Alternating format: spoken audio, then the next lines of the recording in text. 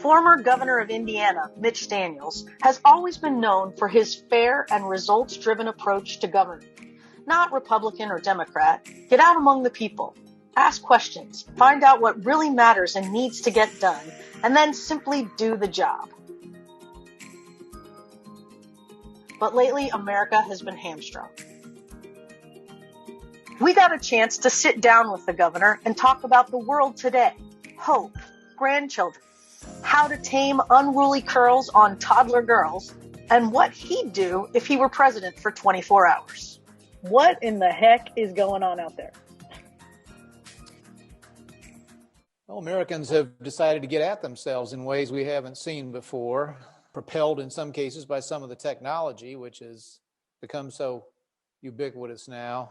Some have said, some of us have seen coming for a few years, has reached a very unhappy apogee lately with people really separating into cultural camps that really don't seem to understand each other at all, are intolerant of the other's preferences. I don't think in equal degrees, but each side is somewhat responsible for that.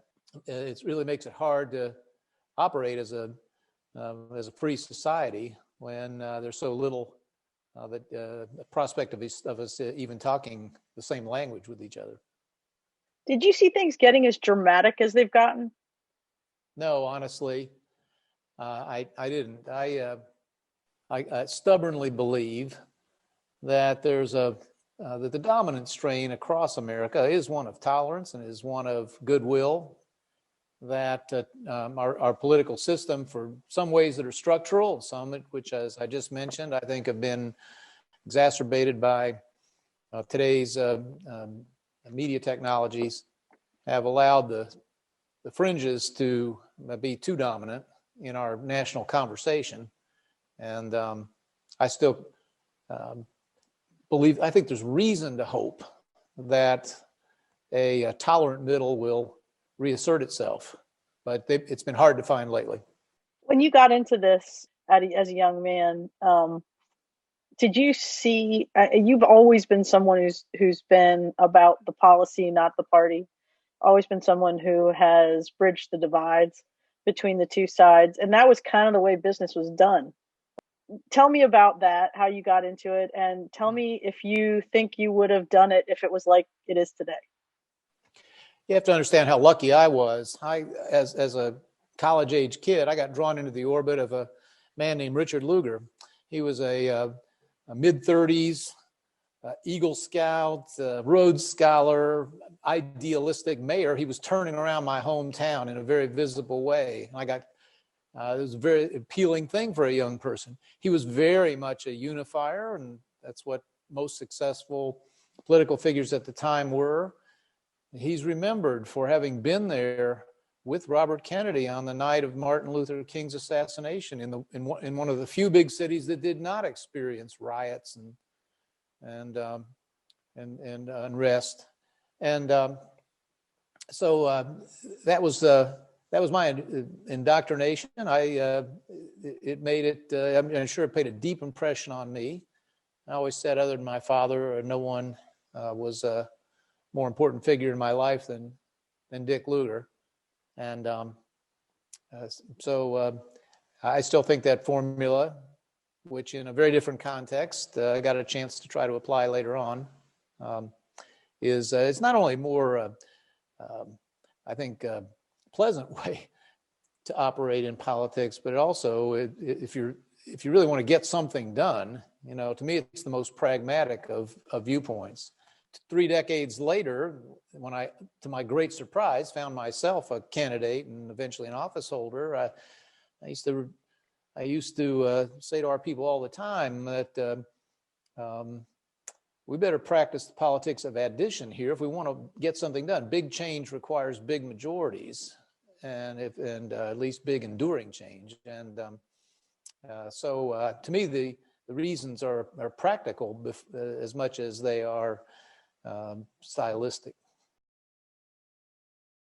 You went from Indiana to DC, though. How did you hang on to that through a stint in DC and at the senatorial committee, one of the more sort of divisive committees? Oh, I served 2 sentences in the federal government. And you're talking about the first one. Well, I went down there with Dick Lugar, and he practiced that sort of politics. There were a lot of people then that did. It's easy to idealize in hindsight. You know, a fellow that I knew back then who served in the Democratic senators wrote a book, The Last Great Senate, sort of talking about how it was. And but that's the way it looked at the time, a place where people could differ sharply, but still get along and still always be searching for a way to move things forward. And that's what, at least temporarily, we seem to have lost. So I was grateful for every day I spent there. I've always believed that people ought to serve in government if they can, but not make a life of it. And so I escaped when I could, but then, life took me back briefly one more time. And when you went back the second time you were in the administration, you were under Reagan and Bush, right? Yes, well, I served President Reagan before our family moved home, which we were desperate to do. The girls were 1, 3, 5, and 7 at the time, and we wanted to raise them, let me just say, elsewhere than D.C. And then, yes, I served in the Bush 43 administration much later. They didn't really run things the way they're being run right now. Again, it seems like your philosophy stuck with you, but the times were also on par with what you did. It's a very camaraderie among people in politics and in office as well. Even though you were doing hard stuff. You could see, I guess, the early stages of the divisiveness we have now, early in this century, that is to say, in the first years of the Bush administration. But there was still bipartisan cooperation on some issues. You know, Bush's first big signature was the No Child Left Behind bill, which Ted Kennedy was a part of, and noted congressman from California was the co-sponsor of. So the overlap between the parties was definitely different. There was no Jacob Javits left in the Republican Party. There were very few moderate to conservative Democrats on that side. So that's been a contributing factor, obviously. That's part of the structural issue we have. But the effects of media that have become more and more confirming of people's predispositions and biases and sometimes prejudices wasn't with us then. So when you ran, and full disclosure, I helped on those campaigns. So you told us that we were never not in so many words, but we never used the words Republican or Democrat. We very rarely used the words conservative or liberal. It was all about the ideas, and it was all about the plan that you had to bring back Indiana, to aim higher, I think was your theme. What did you want to do when you ran? What did you want to do that was different? Well, I was approached to run by people who, like me, were pretty despondent about the condition of our state at the time. It had been slipping behind by every measure that really mattered. People's incomes, health status, education of our children, all those things. And I think it's an important disclaimer that this was not a federal office. Unless one chose to, you didn't have to involve yourself in the yes-no binary choices about which Americans are honestly divided in so many cases. And we could approach it as the practical set of practical challenges that I thought it was. And you're quite right about the way we dealt with it. I was constantly of the view from the very first day. I remember, theatrically saying, because we were getting ready to set out on 18-month road trip, there's room on that RV over there for everybody who wants to make this a better state. And we stayed to that theme. So we didn't use the R word or the D word. We didn't use the C word or the L word. I had to make a backdrop for events that it said party of purpose. We tried to present ourselves that way. And again, it wasn't just about winning the election. It turned out to be an effective, with help like yours, and a very, very effective way to present. But it was always about what came later. It was always about having enough, at least openness or goodwill, if not active support among non-Republicans, that we could go make big, big change. And happily, a lot of that happened. You went out and met them where they lived and worked. I mean, you never you didn't do a lot of singing to the choir and preaching to the choir. You dove into diners and farms and schools all over the state and didn't back off from conversations with everybody. I said if I ever ran for office, we're going to go out and do it a little different, and we're going to go to the places that people haven't paid much attention to. Absolutely, that's Southern Indiana, man. It's a lot of places, but it is definitely Southern Indiana. You got that correct. Try to take the slow way. Governor? Huh? You running for the governor? Yeah, not till next year. I just worked for George Bush for the last 2.5 years, so. Poor guy, see my sign there? Where? Which one? Bush lied, troops died, and the rich got richer with the tax cut. Yeah, well, who do you think would have done a little better? Would you like Gore over there? Would you like Gore in charge the last couple of years? Well, that's hypothetical, but that's who I voted for. Well, it was pretty close. He won. It could have happened. Nah, he didn't win. Chandler's my name, David Chandler. David, I'm Mitch. I'll shake your hand. Well, I'll shake your hand. Always like to. Well, a man's entitled to his opinion. I respect your opinion. I'm the Democrat precinct committeeman for our township. Well, then good. You're in there doing what I'm doing what I'm supposed to be doing. That's all right. Like that and everything. Listen, I like people who get involved in it. I am tickled to death that you stopped, because if you hadn't stopped, I'd have talked about you. Because listen, if you get to be governor, I want you to remember this place. I will remember this place. I will. We will call you. Yeah, well, that'd be fine. But you. Let me just say, I always tell people, and we're going to try to be pretty nonpartisan about things. I say there is nothing Republican or Democrat about a good paying job or a good education, tax bill you can afford. Well, you need money to do it, and you need buy-in from people, country people, and so forth like me to do it.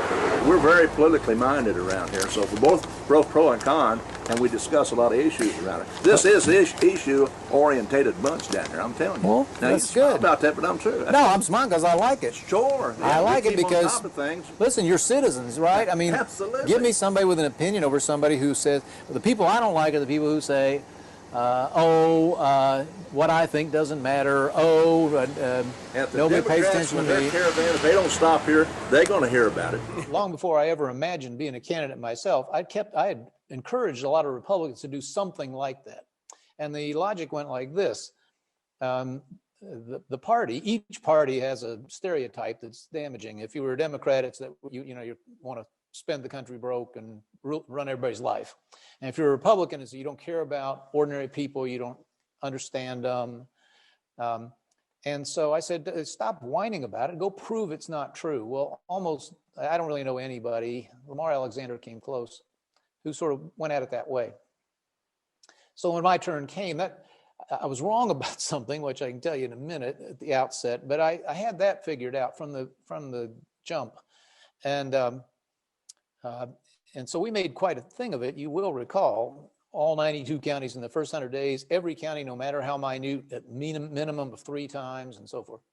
Welcome to my new home and headquarters, a great Indiana-built product.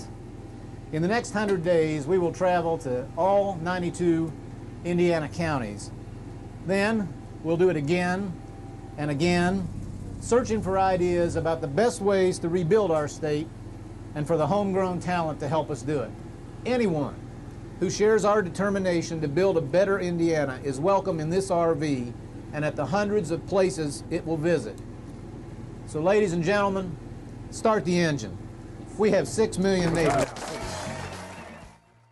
The point was to drive home that everybody matters, everywhere matters, we're all in it together.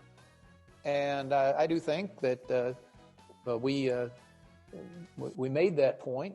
People got that point. And I think it was very, a lot of the places we went, there weren't enough votes to matter. I mean, no consultant would have told you to go there. It wasn't that. It was showing the rest of the state that we'd been there, that we were sincerely interested, particularly in the places that were already, looked like they might be getting left behind. You remember the business which started without being cheap, of, staying in people's homes, and then became something that was central really to the campaign. Never, as we said, never spent a night, never spent a nickel in a motel. As much as we're on the road, we haven't spent a night or a nickel in a motel yet. We stay in people's houses. I've stayed in guest rooms, spare rooms, lots of kids' rooms. I've been locked out of bathrooms and couldn't figure out the shower head and got lost running in farm country once. You'd be amazed how much you can learn in that last hour before lights out. It's a wonderful way to remind yourself of the great people that populate this state and all the reasons we have for optimism that our comeback will be a strong one. What great stories came out of that. Funny things happened, and a lot of learning too. And I think you got bit by a dog at some point. Oh, yeah. When you were out running. He didn't like the noise my motorcycle was making. We did a lot of funny stuff. So that part, I think we had figured out in advance, and I think we executed on it and made it real. It wasn't some little, listening tour gimmick. It was 16 months of darn near every day. And now I need to confess the point. The thing I didn't figure out at the beginning, at the outset, I said, look, we're going to keep this simple. 16 years is long enough. State's broke, government's broken. We can do a lot better. And it wasn't but a few weeks before I realized that's not right. You better figure out in detail what you think will make things better and explain it to people. They've heard it, but if you happen to get elected, people will know what they bought. Right. And so we, by the time we succeeded, we had over 70 items, and we were monomaniac about trying to do every one of them if we could. And ultimately, when we went to your reelection, we made that ad that was just an attempt to get all of those things that you did do into 30 or 60 seconds, and it was almost impossible.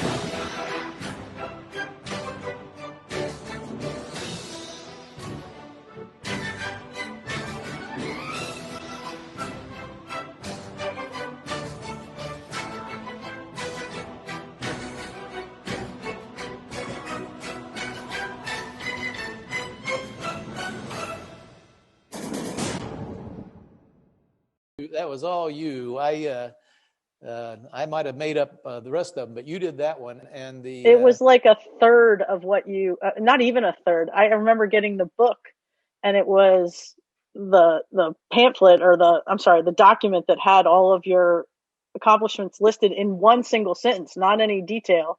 And it was probably a half an inch thick. And the task of, okay, pull some of these out. People at the time, journalists and just others said it was, the best thing they'd ever seen. In politics, at least. It was your artistry that made it. But I will say this: the important part of that was we were always of the view, and I think it's so relevant today. We have. You can believe, as I do, the government should be limited, and that we need to be careful about letting it become too intrusive and too bossy and too expensive and so forth. You can believe all that and still think it very important that people have confidence in their government. So we were really fixed on two things. Number one, go there and do some things that make a difference for people. Do the things you said you do. And if you bring that off, then people might trust you, or at least listen to you when you suggest the next idea. And so it was all, always a big thing to me that we would follow through, and in hopes of fortifying people's confidence that the gang can shoot straight. We just spent so much time measuring everything government did and trying to improve its competence. You may recall that we tried to fix everything in sight. That was in state government, but I said we're going to pay our most attention in the first few months to two things: the Bureau of Revenue, Department of Revenue, and the Bureau of Motor Vehicles. Because they touch almost every citizen.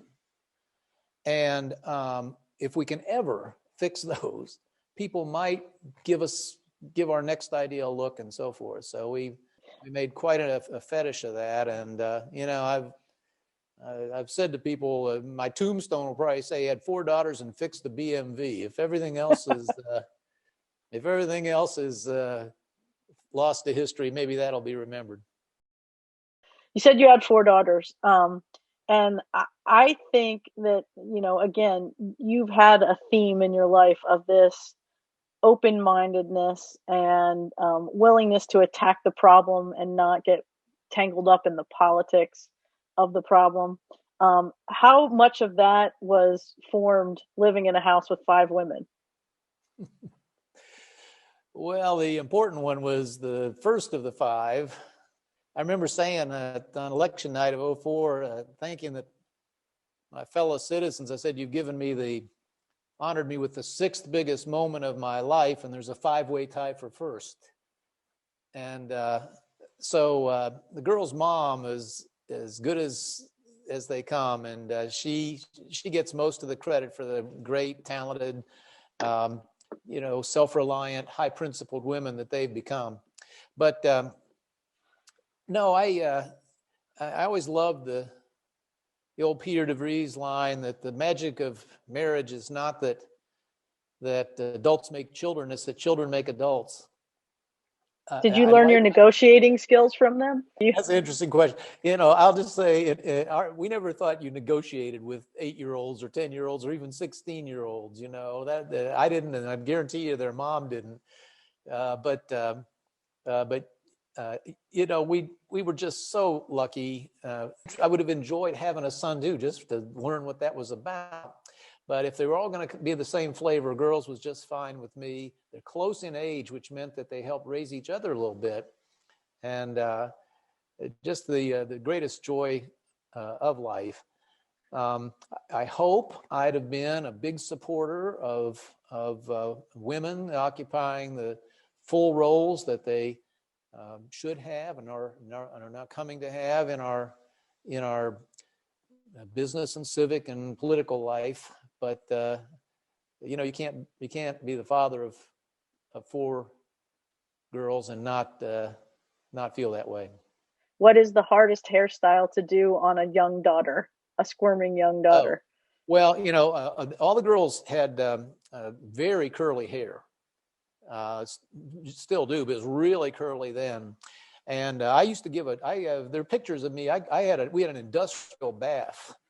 I could get all 4 of them because they were so, it was like, imagine 1 to 5 or 2 to 6.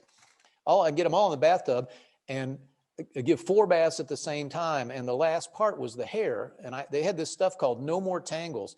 And we used gallons of that. And I'd put it on there and I could temporarily get all the tangles out. About 10 minutes later, they were boing once again. But no, I could give 4 baths in about 10 minutes, the whole deal, including shampoo and detangling. That's impressive. That's like your first deal in being the blade, right? Learning how to efficiency of time. Well, streamlining the process. read that book when I was a kid, Cheaper by the Dozen, about the family with 12 kids. It was all about time management, and so we didn't have 12, but 4 was 4 is a lot. 4 was enough. Yeah.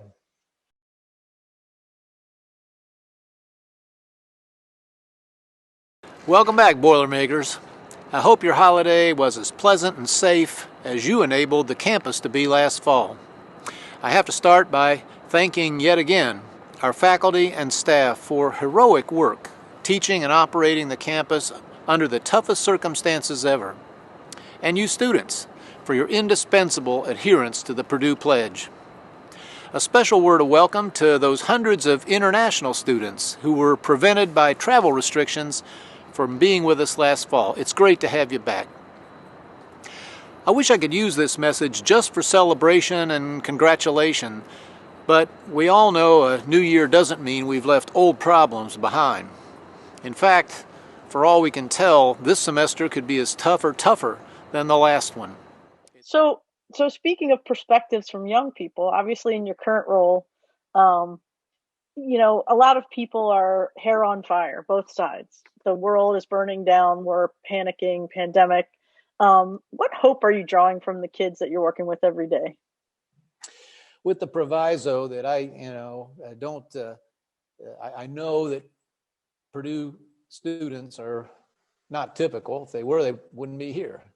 But I'm very hopeful based on very direct encounters with thousands of them by now. By the way, I tried to do this job in a similar way as the last job, namely until the pandemic came, at least, out all the time at the gym, in the dining courts, and everywhere, just to get to know the constituency, so to say. But very bright, very purposeful, heart for others, very altruistic. Every student I know has been involved in some sort of community service. All our organizations compete sometimes to see who can do the most. So all that's very, very promising.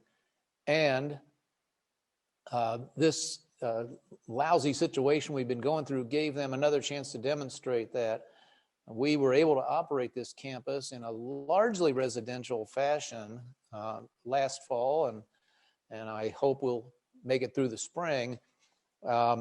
And a lot went into that, but far and away the most important factor was the compliance, not just compliance, leadership of our students. If they had not been so concerned about protecting others and protecting the institution, allowing us to keep going, we wouldn't have made it. They were terrific at all the things that they were asked to do to allow us to operate safely.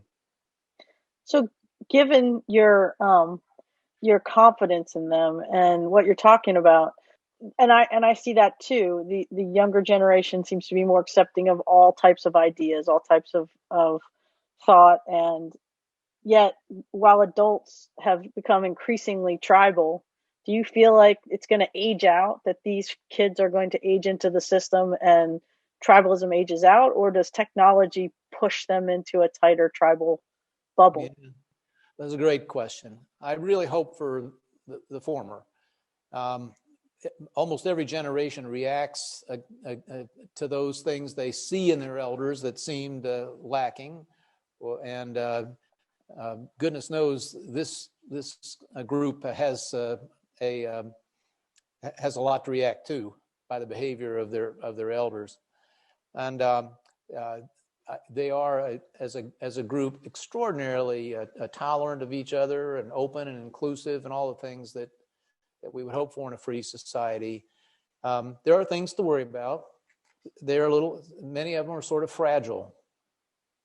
And we just talked about parenting, and in a society where one of the biggest problems is that too many young people don't have parents, or don't have attentive parents, or don't have two parents. And I'm never going to fault somebody who's a very concerned and loving parent, but some of our young people have, I think, arrived at their early adult years a little too fragile, a little too quick to run to an adult when something's bothering them or not just right. And so, you know, I worry a little about that. And many of them have been encouraged to see themselves as victims as opposed to the extraordinarily fortunate, talented, and self-reliant people that they have every potential of being. You were talking about this an optimistic path, and so if you're weighting it, do you feel like there's more optimism, there's more hope in the kids, or are you worried that it's sort of on par and it's at a tipping point?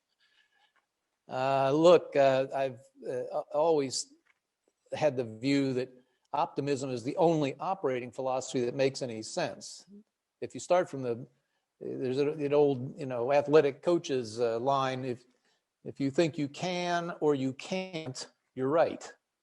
Well, in other words, I think the only way to approach difficult times is with a positive sense, a can-do sense, and if you're wrong, you're wrong. But to abandon that hope is to invite self-fulfilling prophecy. If you could describe that path to the adults of today, to the kids of tomorrow, and I think you do this when you give your commencement speeches, what path would you describe for an optimistic outcome? I think, first of all, that young people, as they take on adult responsibilities, first of all, are innovative, risk-taking, and talented enough, or at least enough of them, that we have an economy that grows and expands opportunity, which is very, very hard, I think, for us to get past the current problems in a stagnant economy, which doesn't offer hope and upward mobility to enough people. Strength is a big part of the Boilermaker mystique, and it comes in forms more important than the physical strength of our terrific athletes or those of you I see at the co-rec and on our intramural fields. Purdue has always been known for sending into the world young men and women who are strong and ready in all the ways that matter in adult life. That's never been more important or a bigger advantage than right now. By making it to this hall today, you have proven that you are strong intellectually. Your university has never believed in participation trophies. Your parents can rest assured that, in the words of a long ago commercial they will remember, you got your diploma the old-fashioned way. You earned it.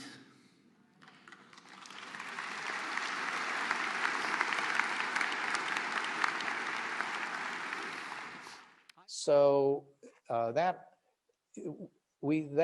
think there's reason to hope there. We want every young person to be well educated. We want every young person to be very, very successful at something.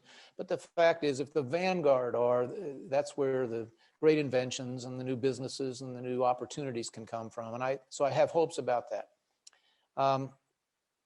I do believe that I have to believe that they will be more open to each other. I certainly see that here every day. People aren't who disagree about things are accepting that. Are you a little tougher on the no safe space type thing? Are you a little bit more tough love for your students on campus and not allowing them to fall into that victim mentality? Well, I wouldn't use the word tough necessarily, but it's absolutely our view that that Boilermakers always have been characterized by some resilience and grit. That's part of our persona here over time, and I think it's very applicable right now. So yes, I've talked to them about that. We are very clear that speech will be permitted and encouraged, and that in the end, these are the answer to words you don't like is better argument, better words, and so I don't know if you call that tough. To me, that's just a fundamental rule of the road in a free society. So you've kind of always had that philosophy of, I'm going to give you the way to the first rung of the ladder, and you're gonna have to climb up yourself. And that was never more apparent than in the school reform stuff that you did, in what you're doing there at Purdue. Do you think part of your philosophy has been, out of ideas will come the equality that the kids are looking for, out of opportunity? You know, kids are fighting about systemic racism and the things that they're worried about. Couldn't they be solved by some of the things that you've been working on for 30 years? Well, first of all, I'm not averse to the idea that as a people, we ought now and then to not help somebody above that first or second rung. I mean, these young people of today are likely to live to extraordinary age. In fact, there are people predicting that within their lifetimes, maybe we'll conquer death.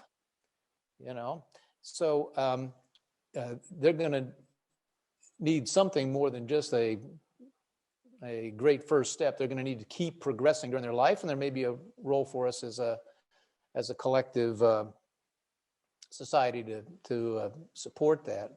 But I believe that, and I think this nation has succeeded because it has believed in the dignity of the individual, and with that dignity come, as we say, inalienable rights, but also responsibilities.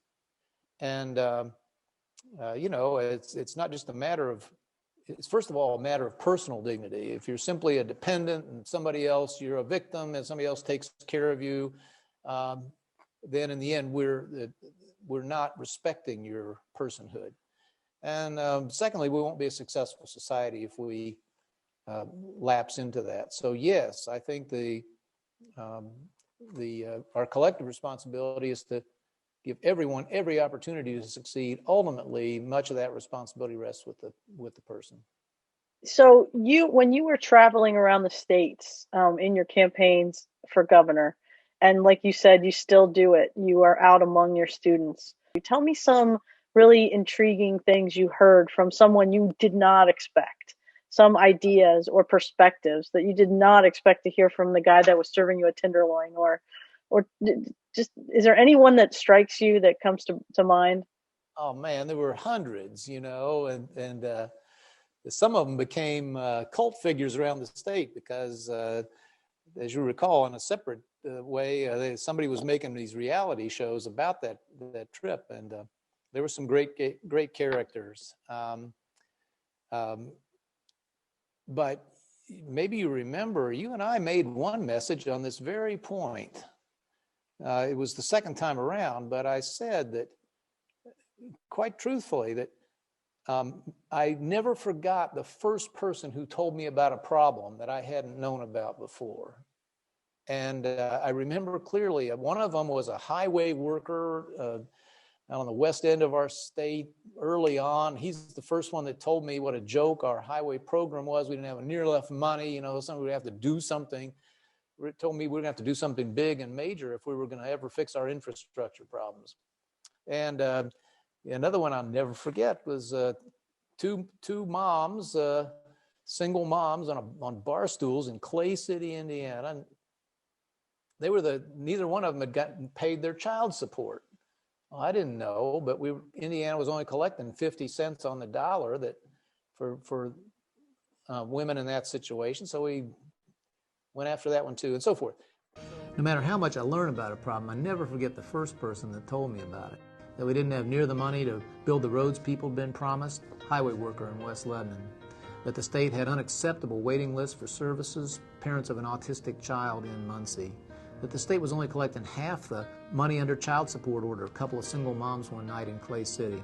And I hope those people have noticed the progress that's been made and know that they had a very direct hand in making life better for a lot of other people. So you can study these things and you can read about a problem and decide to fix it, but it takes on a little special character, I think, when a person first made you aware of it. When you're the governor, you really have the opportunity to make fundamental change. At a legislative level, that's a lot harder. At a federal level, that's a lot harder. But when you're the governor, and I think, there was this heyday of governors when you were governor where all of the really dynamic ideas were coming out of states. Welfare reform and education reform and all of the things that were informing the rest of the country were coming from governor's offices because you had the ability to be bold and try things. And I think I remember you tried so many things that weren't consistently Republican. And that's what made them, I think, iconic. And it was education reform. But as you're talking about the two moms, you focused really heavily on reforming your child services in the state and making it efficient. And that's not a traditionally Republican thing to do. But I think you said to me when you did that, when we talked about it, that if it's the right thing to do, you do it. And that's always stuck with me. Has that been your philosophy? Has that been, is that where the Republican Democrat get thrown out the window? First of all, I think governors are still doing what you said. When I see what appear to be effective, where I see effective government, it's almost always at the state level, occasionally lower. I don't think that should be a surprise. I think it's a very good principle, a fundamental principle of the way our country's structured. But who's to say what's Republican is what, or Democrat is what somebody who wears that uniform does. And I didn't see anything really partisan about it.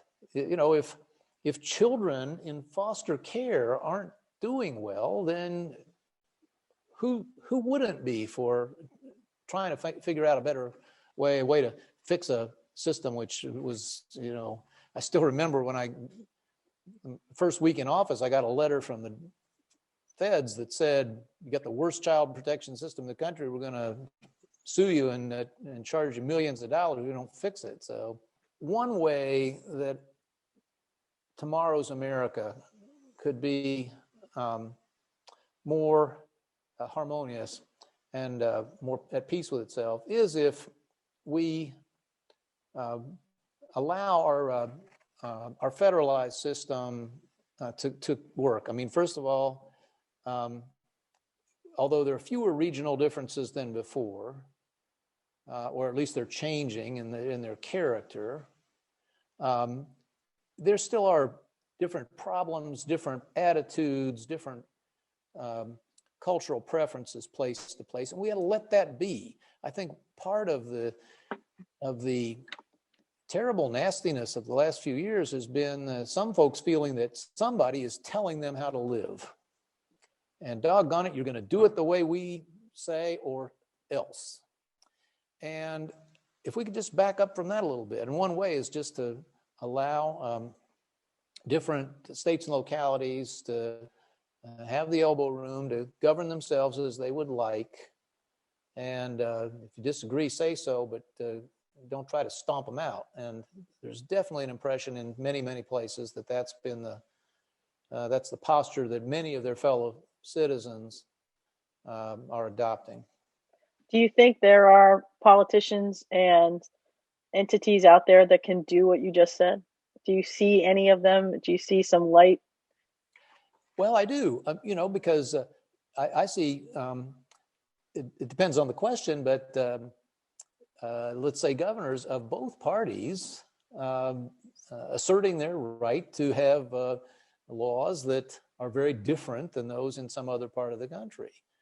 And my attitude is fine, let them. That's part of the what's been the genius of our federal system is that it protects the freedom of people to live as they would like in different ways. It also, by the way, is a very great self-correcting mechanism. If a state does things which turn out to be ill-conceived or boneheaded, then it serves as a lesson to other places. Or if, as often happens, states do things that work really well, somebody else can copy them. Yeah. I think the most American attitude I know of is a skepticism about bigness. We're skeptical of big business. We're skeptical of big government. And we should be. And one reason is because institutions get too big, they tend to trample on our individual freedom, which we have always treasured above all else. And the second reason is because they're usually pretty klutzy about what they try to do, and federal government being the case in point. Okay, you have 24 hours as president of the United States. What do you do? Well, I'm tempted to say ransack the White House for the magic wand or the genie's lamp.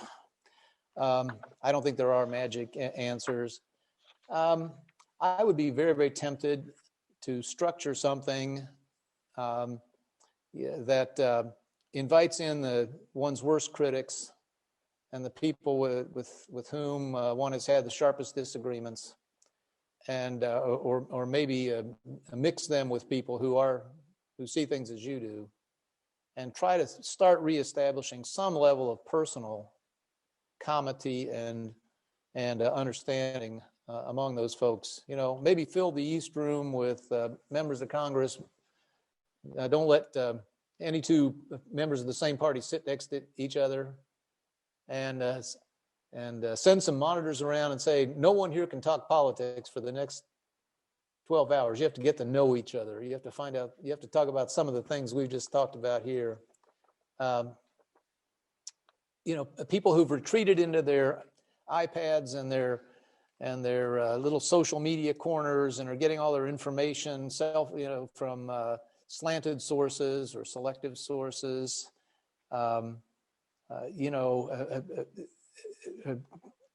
have lost, in too many cases, any sense of empathy with people who see things differently. And I think a president, not alone, but more than any other actor or factor in the situation, could try to set a tone. Maybe the current one will. I hope so. He said some of the right things. He needs to behave in a way that lives up to him. We'll see. So that's it? No party, nothing crazy. You do something really serious with your 24 hours. Nothing profound about it, and it's not like some if you were looking for some blindingly insightful bill or something. I just don't think that's where we're not going to get out of this cul-de-sac that way. It'll have to be. One can also hope that it burns itself out a little bit, that there's enough revulsion finally among enough people that this can't go on any longer. That people, whether they are political figures, it could start elsewhere in the culture, with people saying enough. We're not. We're better than this, and people who see things differently than I do are not evil because of it. Okay, best political movie of all time. Well, The Candidate, and I don't only because of the last line. Okay, we've got about 60 seconds of privacy before they find out we're here now. So, what's on your mind, Senator? I don't know. Okay, we got to get out of here. See, I told you they'd be. Marvin, what do we do now? Wait a minute, what?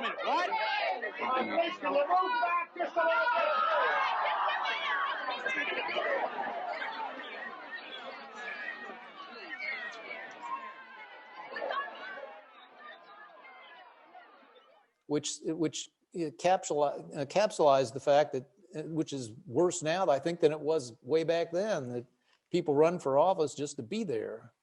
not to do things.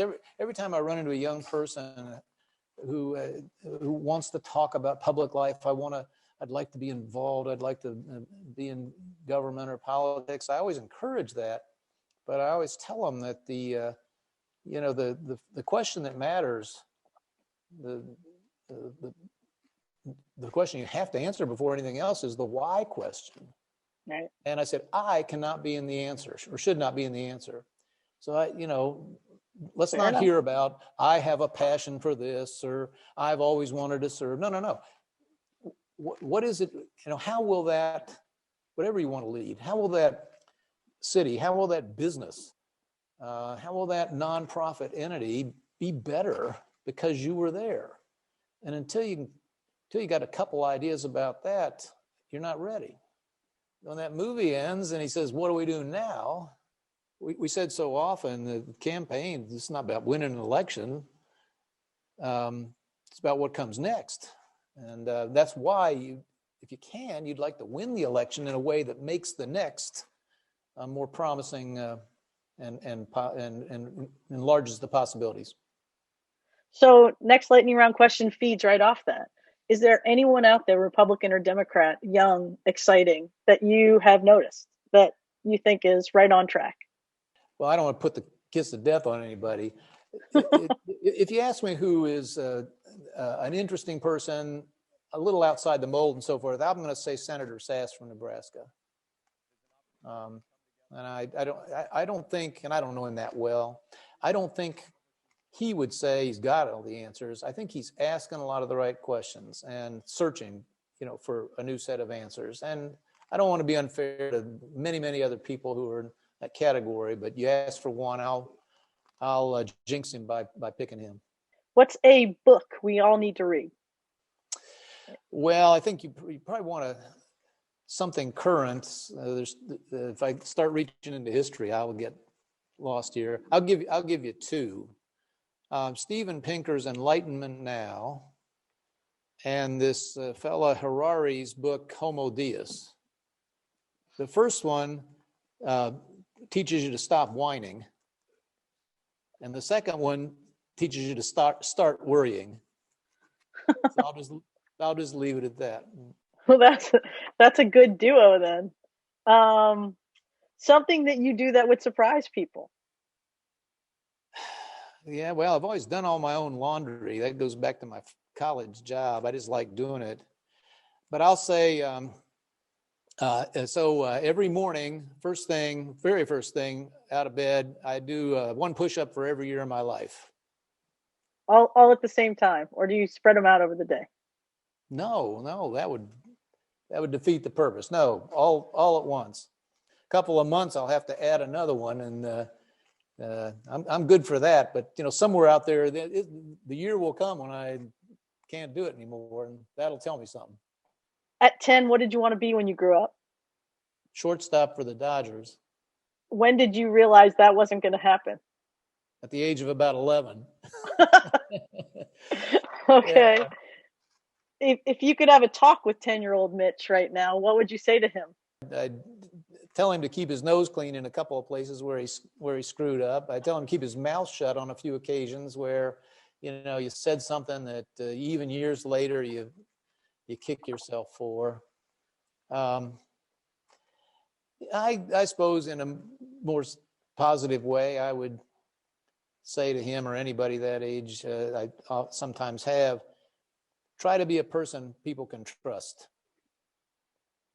And I think that's as good a starting point as any. Okay, so let's leave it off with this last one. You have how many grandchildren? 7. And their age ranges? 1 to 8. Okay, if you were writing a little note that they would look at when they're your age, what would you say to them? Try to be a person people can trust, or I hope you are one. I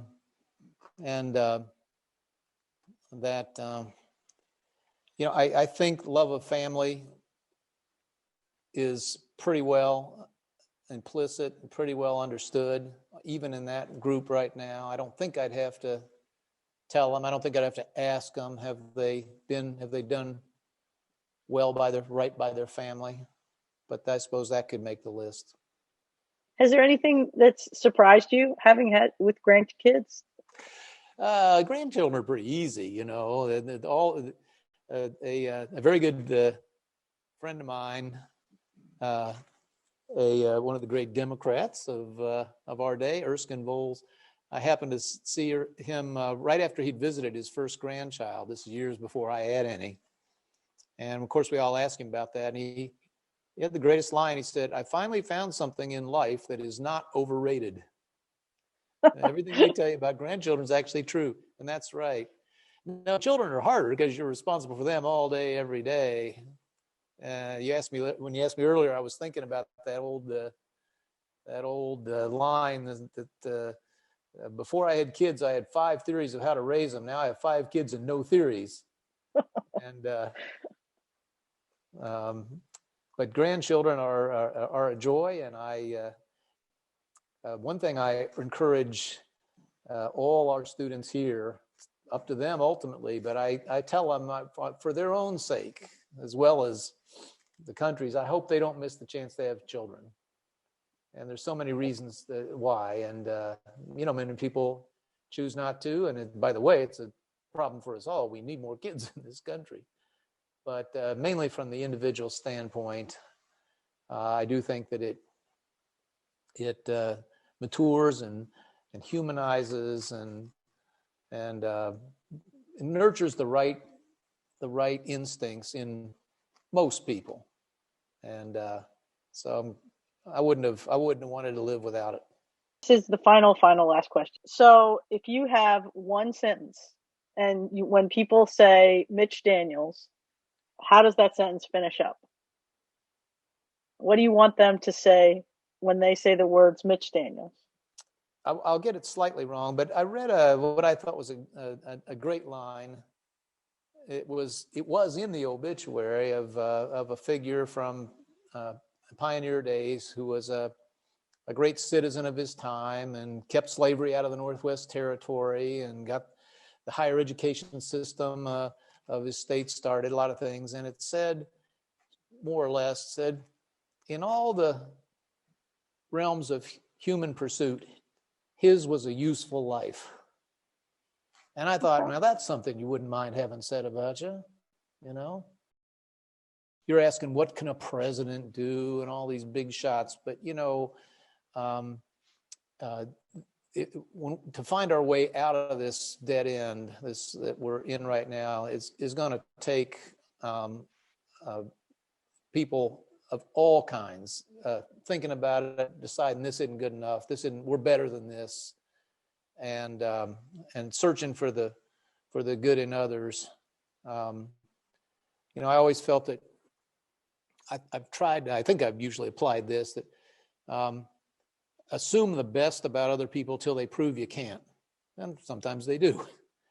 But too many of us right now have fallen into the opposite temptation, but I think that can change. Politicians could help, or at least stop making it worse, but they can't solve it. We're a free people. We'd have to solve it for ourselves. Mitch, I can't thank you enough for doing this and for being here. You're the best person I know to kick it off.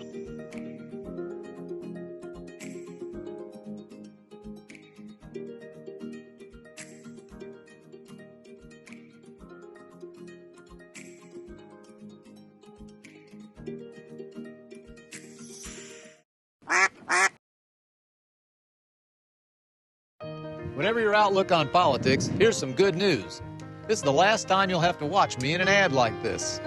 See, governor's the only office I've run for or ever will. I have no ambition except the one we started with, to tackle Indiana's problems head on and leave a better place to our kids and theirs. We'd like to devote 4 more years of hard work to strengthening education, putting a permanent lid on property taxes, recruiting new jobs, and making college affordable for all. Rehire us, and we will.